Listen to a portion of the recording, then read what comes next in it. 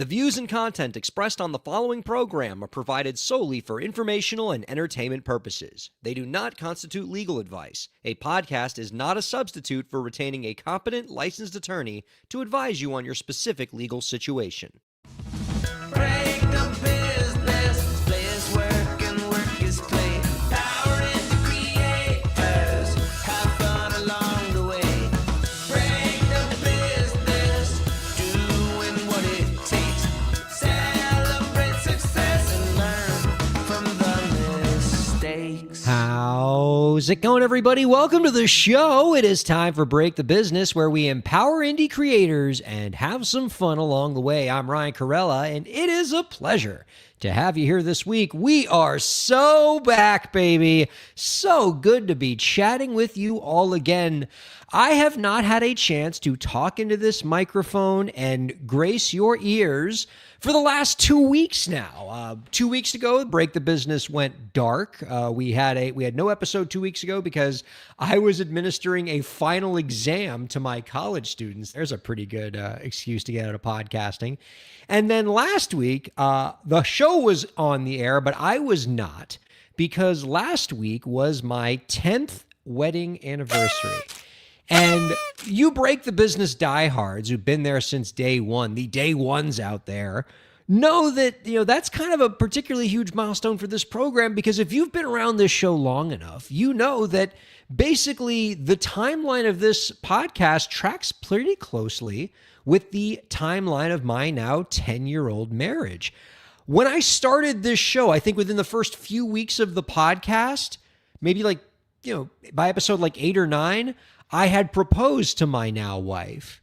And since then, we've gotten married. It was a great wedding. We had, so many, 10 happy years together. We have a wonderful son.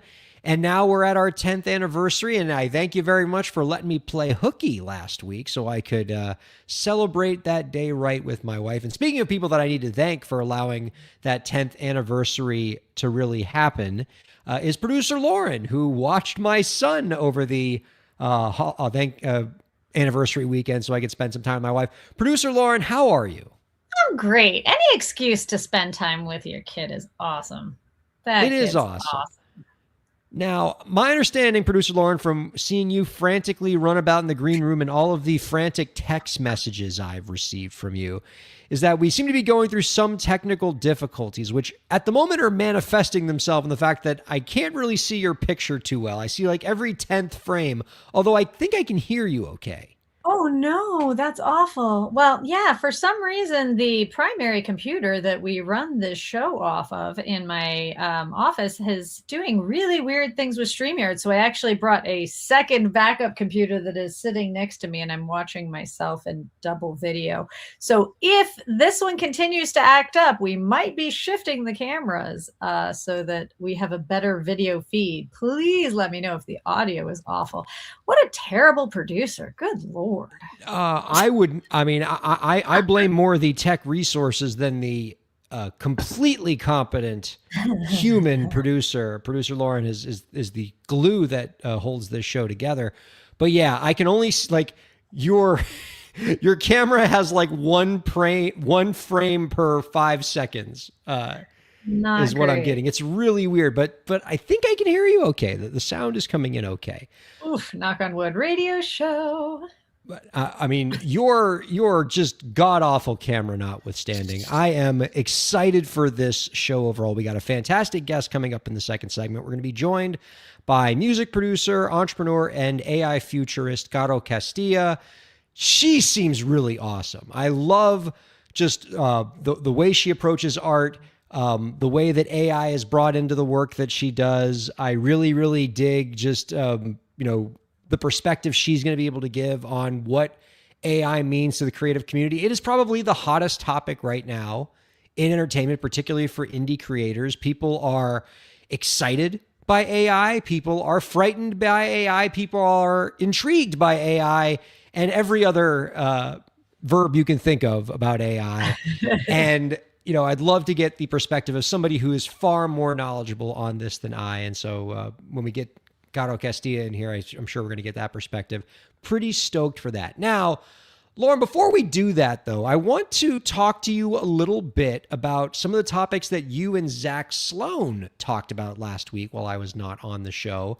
Because for some reason, you guys decided to just go really heavy on the topic of sound trademarks while I wasn't here, even though, like, if you were going to call me an expert on any area of law, it'd be sound trademarks. Like, I haven't published very many law articles in my life, but I would say if you were to look up my list of publications, my most famous publication, the one that comes up first when you look up my name, is was probably like one of the biggest articles on sound trademarks the year it came out. It was a journal article that I wrote with the recording artist Pitbull and a couple other attorneys. Like, this is what I'm known for. And you wait till I'm not here to talk about sound trademarks with this Taylor Swift trademark story.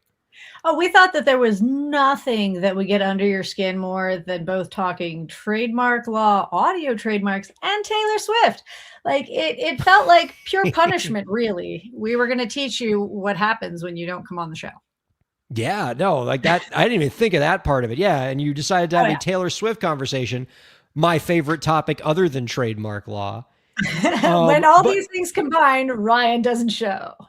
But it is an interesting story. And there is a lot of Taylor Swift trademark news. I want to talk about the other story that involving the Life of a Showgirl trademark dispute, which seems to have a new wrinkle in that story. But this sound trademark thing is interesting. So to catch the viewers and listeners up, because I'd love to give my thoughts on the story that you all talked about last week, Taylor Swift has applied for a couple sound trademarks, in specifically the sound of her saying, "Hey, it's Taylor," "Hey, it's Taylor," the way she says it, and "Hey, it's Taylor Swift."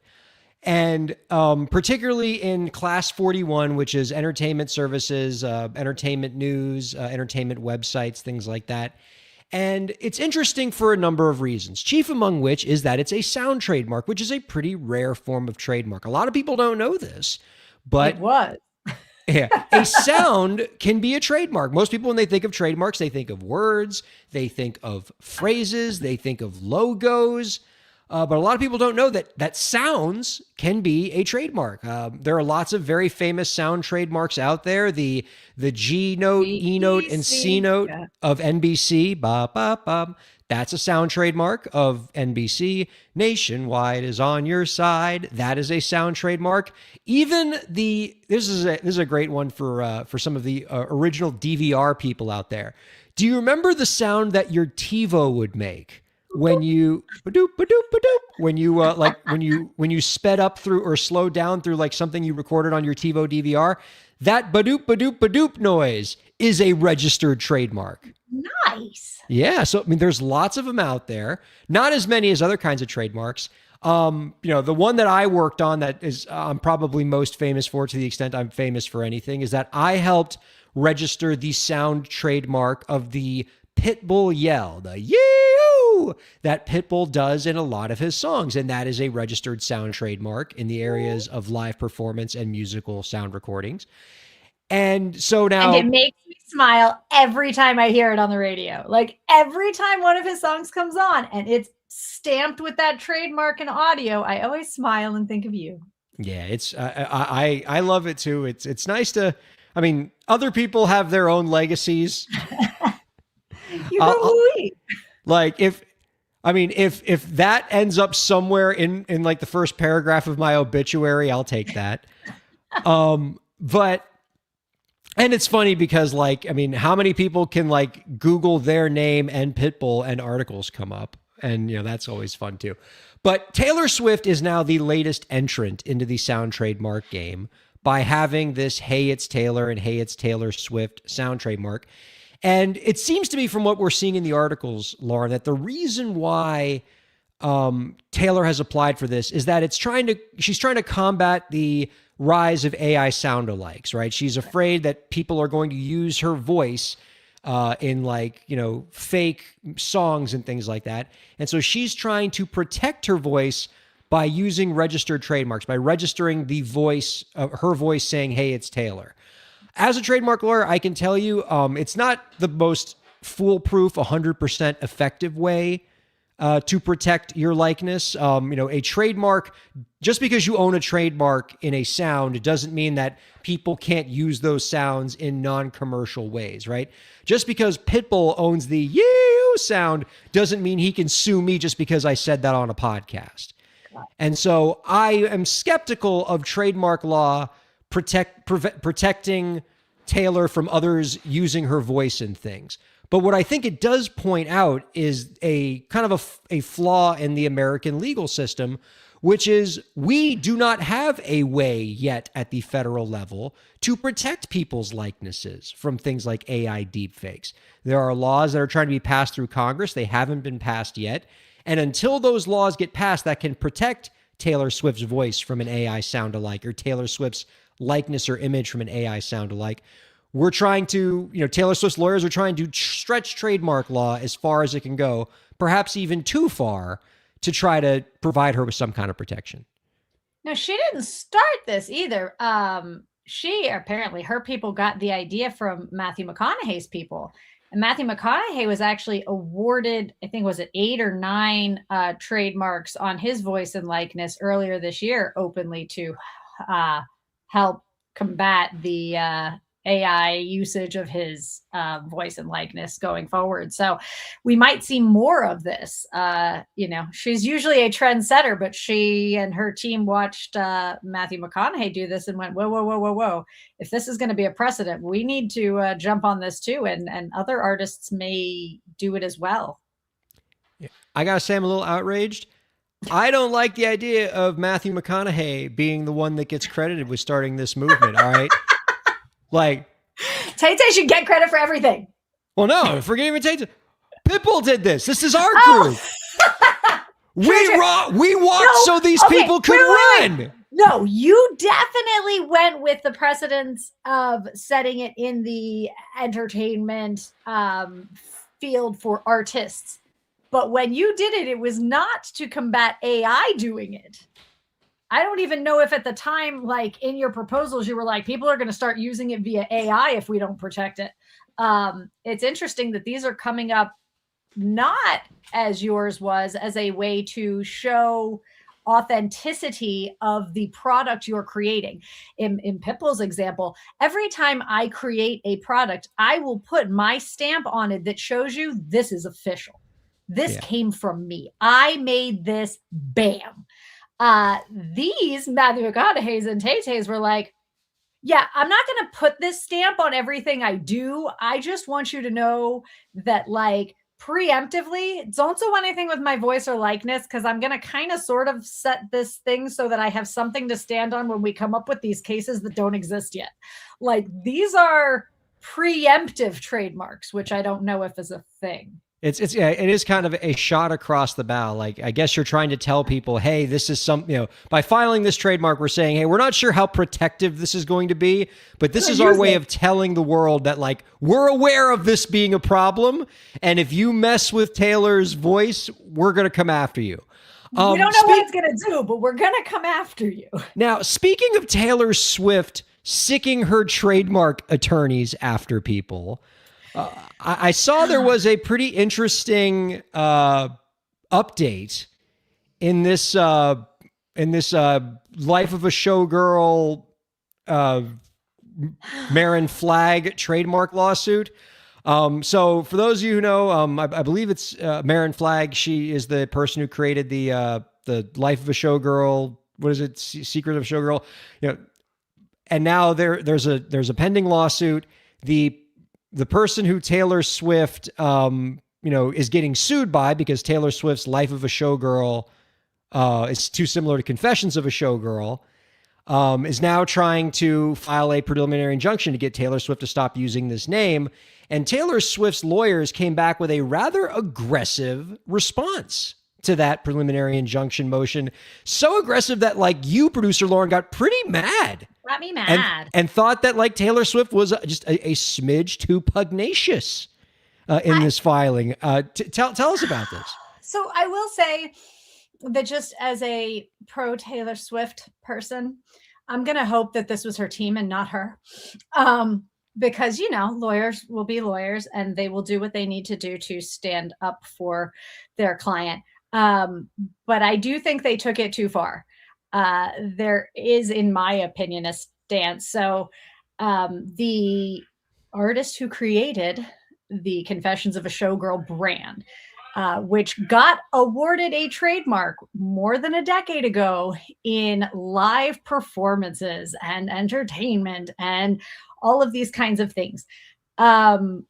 When Taylor Swift's people applied for the trademark for Life of a Showgirl, they were denied, or they were paused because of potential conflict with the existing trademark Confessions of a Showgirl. There was a refusal. There was a refusal. Your Taylor Swift, your Life of a Showgirl brand is too similar to this Confessions of a Showgirl brand.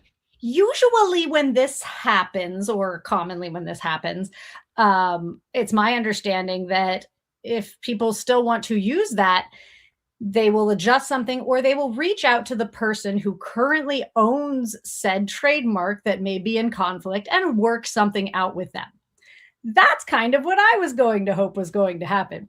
But it seems to me that Taylor's team took the opposite route and went, nah, we're going to use it anyway because we're bigger. And really, what's this person going to do about it? And that's not cool. I am going to quote, because this bothered me. I'm going to quote Taylor Swift's team by saying, the comparison is absurd. Oh gosh, here we go. Where it would be a minimal confusion between Swift's stadium shows and Wade's cabaret performances, where she performs, if at all, in small, intimate venues such as 55 and up active communities, 55 and up golf resorts, RV and golf resorts, 90-seat cabaret-style venues that offer dinner, hotel, and private supper clubs. Her website lists no upcoming performances. Yada yada yada yada yada. I see a line here where because instead of coming at it from a we're in a different plane, they straight up said our big giant tours that go to stadiums are never going to be confused with her little podunk things that do retirement communities. And she doesn't even have any upcoming shows on her schedule. Therefore, she should just give up ownership of the trademark that she's had for a decade and built. I did think that the writing in that in Taylor Swift's response to this preliminary injunction motion came off as a little mean-spirited. The filing goes on to say, quote, this motion is the latest attempt to use Taylor Swift's name and intellectual property to prop up her brand. It called the suit absurd. And I think what this situation is instructive about is the unique role that you have to play when you are the attorney for a super high profile entertainment client like Taylor Swift. Because in 99 out of 100 cases, when you are representing a client, you have, your approach is zealous advocacy. Be an attack dog. Fight as hard as you can for your client. No holds barred, throw every punch you can because you're trying to win and do best for your client. When you represent a Taylor Swift, you have two jobs. One is to fight for your client and try to win. The other is don't break the brand. Don't hurt the PR of Taylor Swift. Don't do something that's going to make Taylor Swift look bad. Because if you win this lawsuit, but you make Taylor Swift look like a jerk, you destroy more value for Taylor Swift than you create for Taylor Swift. And this filing creates that risk, right? Because this looks like, certain music fans could read this and be like, man, Taylor Swift's being really mean to this small time creator. Particularly, it's surprising for somebody like Taylor Swift, who spent so much of her career fighting for artists that are lower on the totem pole than she is, which is, of course, every artist at this point. But, this is an artist who, when Apple Music was going to pay all the artists on their platform a lower royalty during their original free trial period, said, if you do that, if you pay lower artists less, I'm not putting my music on your platform. Like, she's always been fighting for smaller time artists. And so this looked weird to me, that suddenly she's going to not only fight a smaller time artist and participate and oppose a lawsuit from this kind of artist, but that she would do so have her lawyers do so in such a mean-spirited way, such a way that like makes her come off kind of looking petty. They actually take it a step further, because they're not just saying, we think this is absurd. They're saying, we think this is absurd. And the actions that she took between us releasing something that was already brought to her awareness to possibly convict our brand, the actions that she took to post us releasing that have upped her usage of the brand and her thing. And she's trying to use Taylor Swift to promote herself. And you're an attorney, so you come to me. But if I were this artist who read an article that Taylor Swift tried to get a trademark and it came up against mine, and then I found out that she continued to use it and just ignored that, warning that was given to her by the trademark office, I would contact an attorney and I would say, hey, attorney, what do I do about this? Like, how am I supposed to proceed? And I would assume said attorney would say, well, use your brand as much as you can right now, because if we are going to have to go up against this, you better show everywhere you've used it. Use it as much as you can now, more than you were using it before. Bring attention to this, because we're going to need as much as we can when we have to do this that we never planned on doing, had somebody just, observe the warning. And so because in theory she was advised to do these kinds of things, they're now seeking to possibly go after her for usage in reference to the brand that Taylor Swift brought up, because she was using it to boost the brand that she built for 15 years and now maybe has an opportunity to boost because somebody's using it. Yeah. Like this is the time to try to amplify that name as much as possible if you're embroiled in a litigation to try to protect that name. I mean, I get a little I get a little irked when I see the lawsuit refer to this this lawsuit as absurd. Like, absurd is such a strong word. Like, you can't say that the trademark infringement claim is absurd when you know who else agrees that these two trademarks are similar? The trademark office. Who literally told you in writing before you used it. Like, you filed for this trademark and the trademark office said, this is too similar to this other trademark. Like, if the trademark office says they're too similar, like, maybe the trademark office is wrong. It happens, but you can't say that the lawsuit is absurd. Yeah. Like, the literal trademark office says, this could be a problem. Right.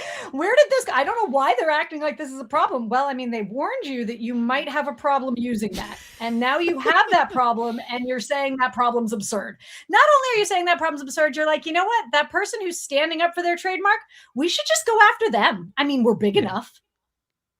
I mean, it's, come on, Tay, step in. I believe in you. There is it is an increasingly more populated graveyard of big time artists who punch down using trademarks and put themselves in a bad spot, right? I think of the old band Lady Antebellum, now Lady A, who had a similar situation where their name was Lady Antebellum. They had that song Need You Now that, had us all in a chokehold in the early 2000s. And they changed their name to Lady A because they didn't want to be associated with the word antebellum and all of the, the potential racist connotations of that. So they changed the name to Lady A. Problem was there was already an existing artist out in Seattle who went by the name Lady A, who had, didn't have a registration, but did have some common law trademark rights in that name. And they couldn't, and instead of like working out a settlement with this singer and maybe having to pay her some money to make her go away, they got really aggressive in a lawsuit and it got really messy and they got really, really bad PR. I don't know why Taylor Swift couldn't find a way, considering her vast resources. I don't love spending other people's money, but it seems to me she could have found a way through her lawyers to negotiate some kind of settlement to allow these two trademarks to coexist. And whatever amount that would have cost her, it would have been a rounding error for Taylor Swift. And it would have, been a lot less than whatever PR hit she's taking right now, because a lot of people are mad that her lawyers are being mean to a creator that's far lower, in terms of reputation than she is. No pun intended. Reputation. I know. I don't know why it just irks me, but like in your defense, that is a legally written defense, you really needed to write out there that the category that the trademark office allotted was for live performances, but we're going to turn around and break down that stadium tours and retirement communities are not the same thing. Those are not both performances.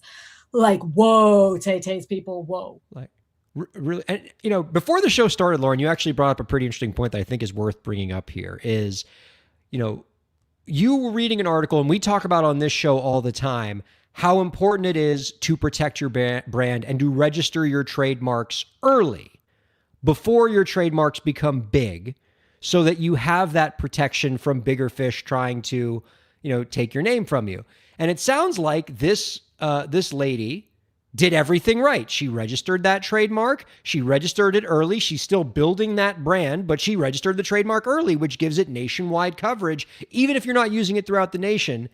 And what is she getting for that? Taylor Swift's group is coming in and is still trying to big time her and say, you're not famous enough, so you don't deserve this brand as much as we do.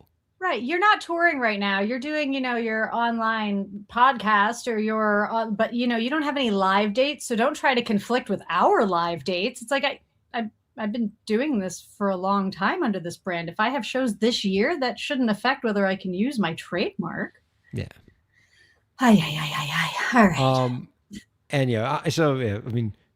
It is a very rare, less than once in a blue moon are we even remotely critical of Taylor Swift around here, who we otherwise love and adore and think is beyond reproach. But this was just weird. That's that why she took this tactic.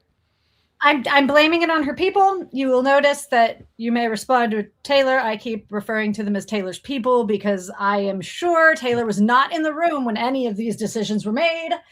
Taylor would never do that to a fellow performer. Taylor would never. She has muscle. She would never. I'm all for but her people, there might be a new attorney in the mix next month. Oh, I don't want anyone to lose their job, especially lawyers. But yeah, it's just, not the way I would have approached it. But, easy for me to say from my chair. But, right. Generally, whenever you're representing a high profile client, understand that the things you write are going to be made public. Even though all legal filings are public, if you look hard enough and you're willing to pay the tiny fees in some jurisdictions, you can read any legal filing in any lawsuit in America, unless it's put under seal or something like that. But you should definitely know that if you're representing Taylor Swift, you should acknowledge that whatever you write is going to probably get reprinted in every major entertainment publication in the world. And so you need to be mindful of that and be mindful of how your words are going to reflect the reputation and impact the business interests of your client. And if you're not doing that, you're doing your client a disservice. All right.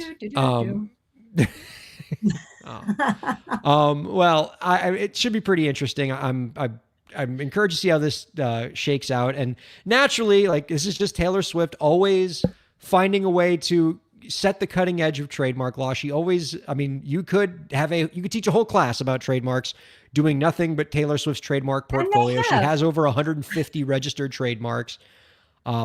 It's pretty rad. All right. I did read that in one of the, I know we were trying to wrap this up. One of the comments I was reading on a bunch of these people said, she's trying to say showgirl is too generic coming from the person who tried to trademark 1989.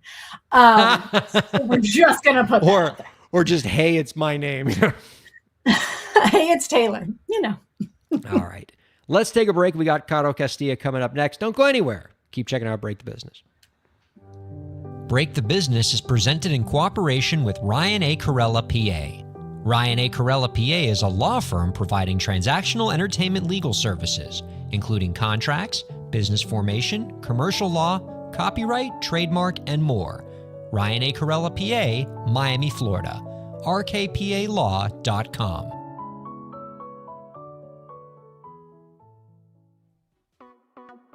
Streaming services for Break the Business provided by LEK Entertainment. LEK Entertainment is a full-service entertainment company offering everything from consultations to full-scale events and productions, including audio and video productions, voiceovers, staged theatrical productions, script and music development, and streaming services. For more information, visit lekentertainment.com. LEK Entertainment wants to help you bring your story to life.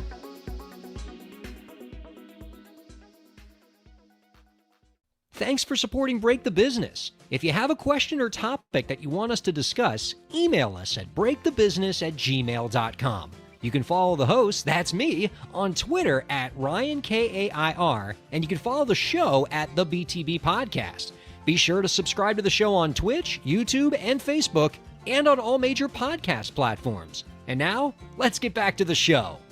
Welcome back to Break the Business, everybody. Ryan Kairalla here with producer/sister Lauren. Producer Lauren, I got a family question for you. Did I see on the family group chat, we're getting to hyper-local news here, that sometimes producer full-time niece Abby won the Silver Knight Award? Yeah, okay. Dude, this child is blowing minds. I don't know if those of you who tuned into the show and Abby has covered as producer Abby for us, Abby was awarded the General Scholarship. The Miami Herald offers a scholarship for people who have a lot of community service that has spanned through their entire high school career. And Abigail Kairalla was awarded out of like almost 1,000 nominees. Each school is allowed to nominate one person in each category, and that is their school's first award. And we are ridiculously proud of them for their work with girls and STEM and teaching girls robotics and the fun of all of that. And they will be attending Vanderbilt University.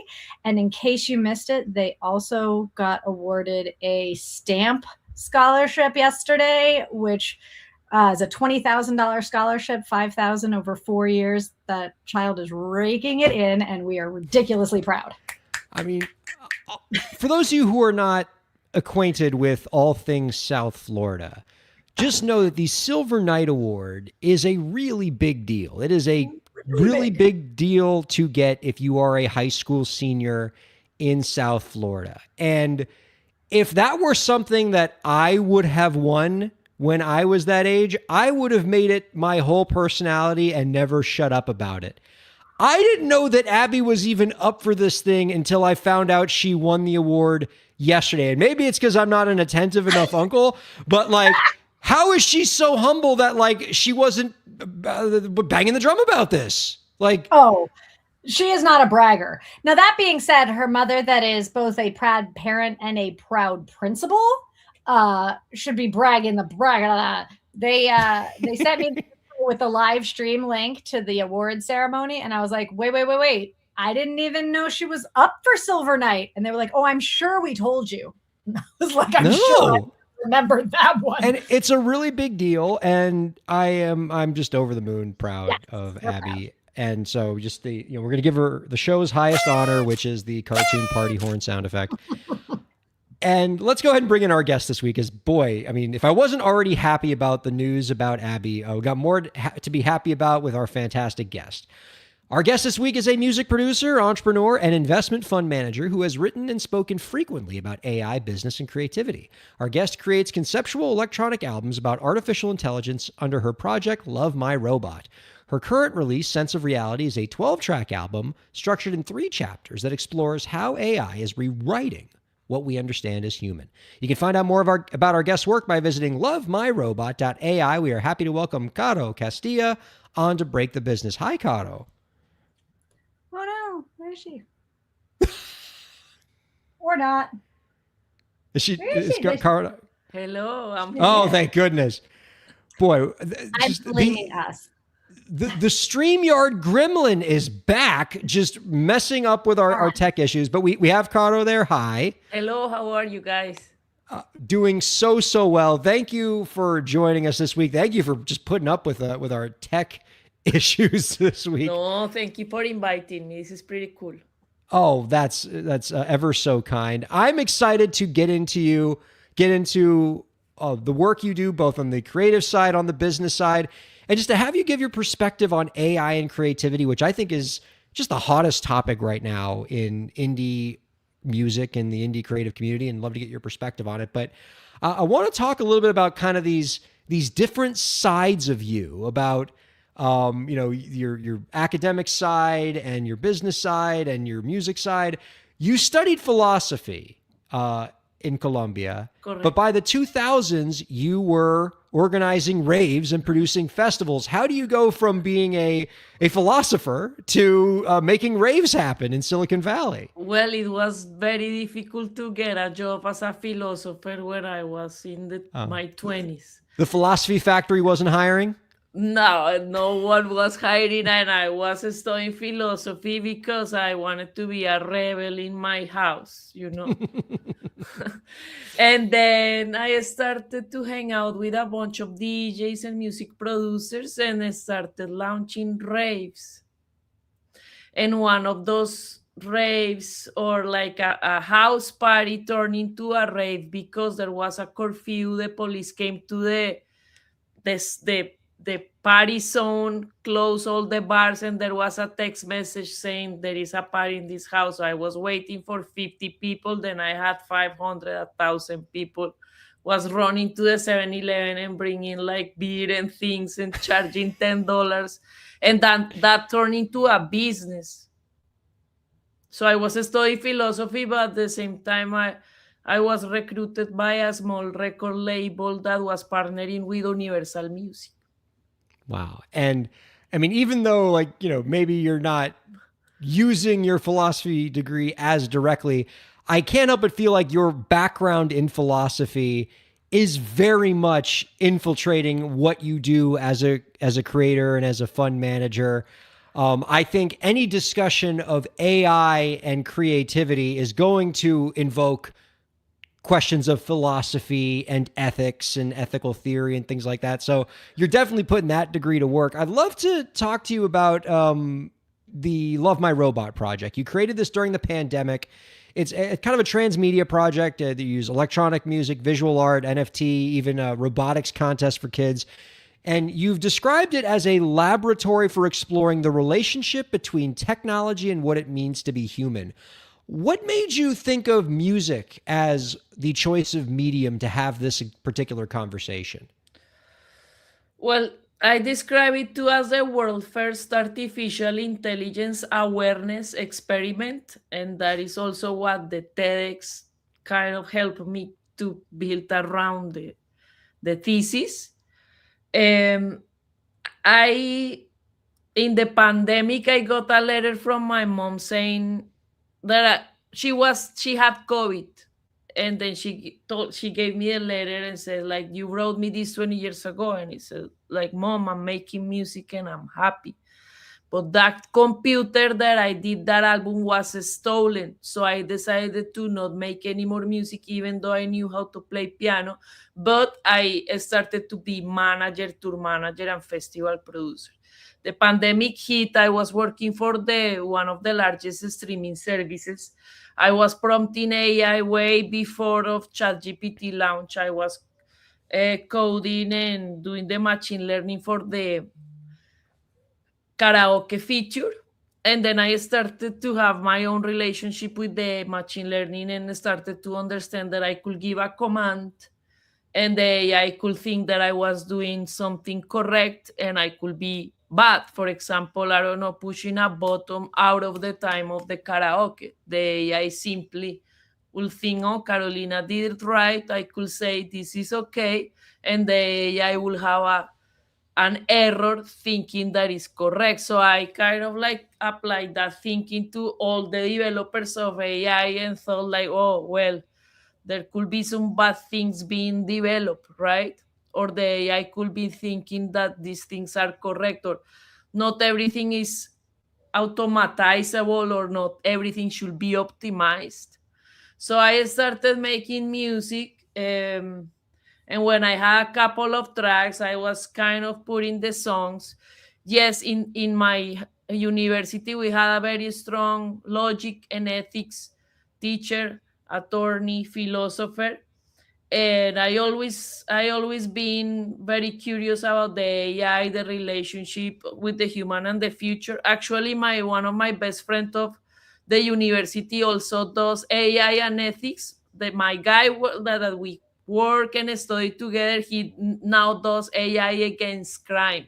So I think that teacher was like who put the seed on us on this kind of conversation. So I just thought about concepts of AI and a platform to launch concepts neutrally and let people, artists, thinkers, politicians, kids to talk about that concepts in their perspective. Why I have dyslexia and I think in images. And I think AI is very heavy to learn, and I feel with images and music, people can start at least digesting these terms and understanding where is coming, like where we are going and what is coming to us. I mean, so how does, what role does AI, if any, play in your own music? I think I read that, in a lot of your work, you'll use like drum machines and synthesizers, but you don't use AI in the music creation No, process. I use AI for the voices, but not because I want to. I kind of call a bunch of singers from Jamaica, from the Caribbean islands, but those people are just chilling, man. They take 3 months to deliver a track. And I'm here in Silicon Valley delivering a day by day of updating software, releasing. That is what is you are trained here to do. Just release your things. And I just go to the softwares and say, hey, sing like a Jamaican lady these lyrics or whatever.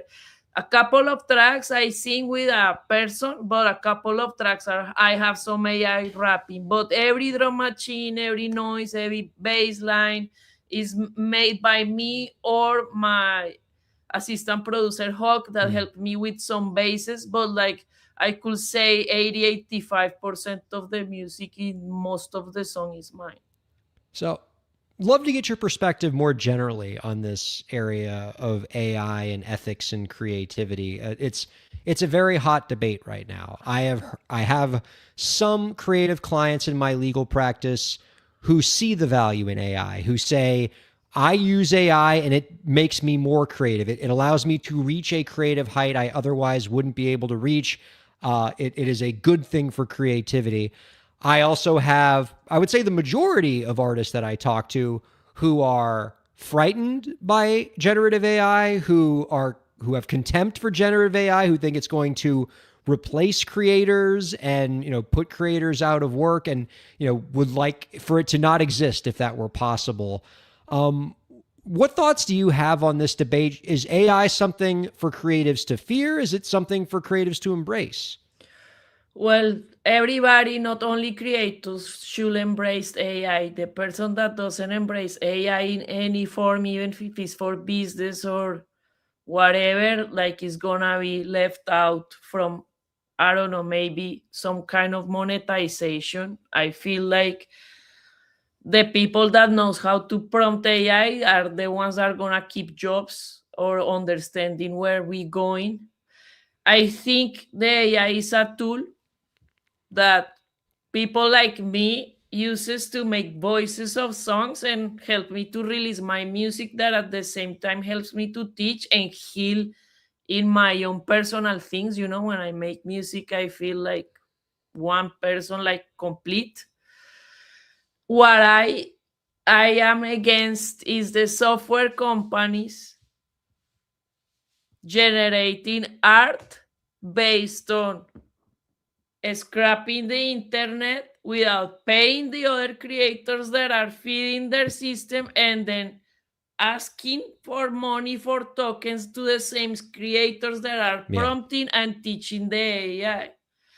For me, is unbelievable that the business in the capitalism is so hardcore that as a creator, I teach the AIs of these companies what I need. They train from my thinking and they don't pay me, not even from my art they took from the internet.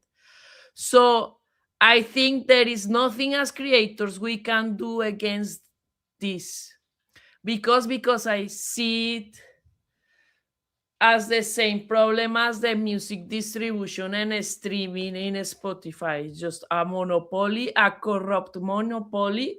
People in the music business are just like, I don't know, submissive to Spotify, knowing what the CEO does. Spotify makes parties in South by Southwest, in New York, houses in Medellin. People still goes knowing that they invest the money in weapons and AI, weapons and military, and they don't pay the creators, the musicians, and also when the money of the black box is gone, like they just give it to the more monopoly, and like it is something that is very corrupt. So I see it as a problem. I feel like the startups or companies that are starting to do what you do, licensing voices, faces, actors, acting, and like being on top of every AI of seeing what everybody's delivering. Some of the voices that I was doing in one of the softwares, I don't remember, uh, was taken from the AI that I was doing from YouTube. So I didn't use that sound because when I upload that to SoundCloud to have like a private link for my people, SoundCloud recognized that that part of that voice was from another artist in YouTube. So I stopped using that software because Now, that I yeah. noticed that wasn't cool. So I don't think any creator can do anything about the snowball that is coming with the AI. I'm delivering 3-4 video clips per week. I have 10 video clips. I'm launching one per month and pushing one per month, but I have a lot because the guys that I work with, like filmmakers, real filmmakers from the university, are also doing a bunch of material and things very fast. There is nothing that can compete with that, for example, in film. And for the social media, I just go to any AI and say, I need a carousel for Instagram, and the AI gives me everything. So I don't see many graphics designers like getting lots of jobs soon. Yeah, it's something that I definitely worry about, and it's not going to it's not going to affect all creators in all sectors of creation evenly, right? There are certain groups of creators who will be empowered more readily by AI, and there are some like graphic designers who I could see taking a very immediate hit from this technology. It's gonna have a disruptive effect. Disruptive doesn't necessarily mean completely negative, but it can be negative for some people. It can be positive for some people. But I also appreciate the point you brought up that there is there's absolutely a distinction you can make between it is possible to embrace AI as a creative and see the potential in it and not try to hide away from it, while also acknowledging it is broken how AI has came into this world and how it is being trained on the copyrighted and otherwise proprietary work product of an infinite number of creators who are not being compensated, whose permission was not obtained for this training usage.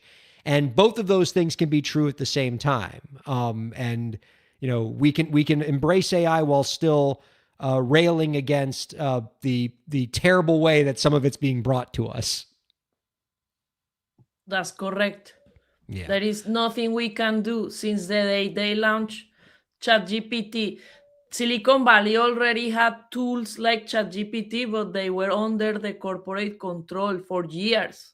Mhm. Like ChatGPT technology wasn't new for Silicon Valley when it was public, but the moment they launched that code, it was impossible to control. They feed their systems with the internet, and everybody has everything on the internet.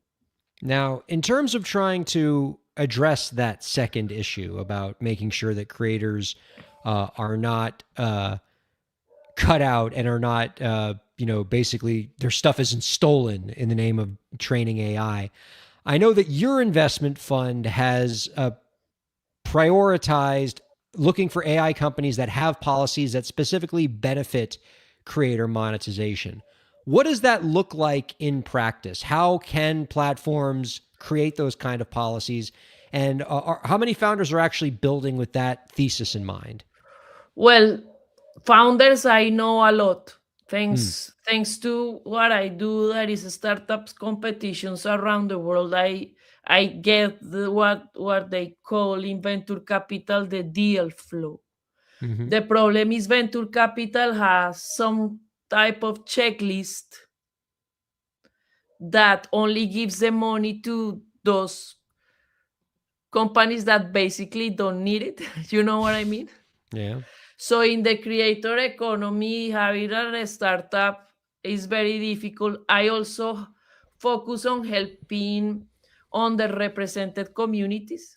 If I give you an example, the largest entrepreneurial segment in the US is the Latino community. And guess how much percentage of venture capital goes to that? 2%. Wow, goodness. So, yes, there is deal flow, but there is the deal flow is more for what they call angel investment, someone that believes in your nature, in your driveness, in how successful you are as a CEO. They also look that you get investment from family, friends, and then you can get money a little from venture capital. But in the stage I can see, I don't know, 300 startups in, I don't know, 2 months, and then one or two get venture capital funding. So I'm looking for startups that have ethical implementation since their architecture, that also they have human in the loop. For example, what happened with Waymo, that the news appeared hysterical because they had some Vietnamese person under the monitor seeing what's happening. I think it's actually something good. We don't have like a autonomous car just going around without any monitoring. You know what I mean? What is the human expecting? Everything optimized, automatized, like, is the machine and the robot is made by craziness of the human in image, and is the human is convinced that the AI needs to look like a human, that it needs to have biosensor, that need to have a skin, that there is microorganisms already, robots coming in. So I think human in the loop needs to be urgent in all these systems, agents, and anything that has been launched in the last months, and what is we gonna see in the next years. And so that's something that you prioritize when you're looking for investments. Is you want, if you are an AI company, you want those companies to have a human in the loop. Human in the loop, and A/B testing, like no discrimination. There is lots of things that you can see in, like, I don't know, like support bots that you use every day. You know, like sometimes I feel like AI is so dumb. Everybody's yeah, wants to implement AI, and sometimes the things that are built with AI are not entirely done or finished. Yeah.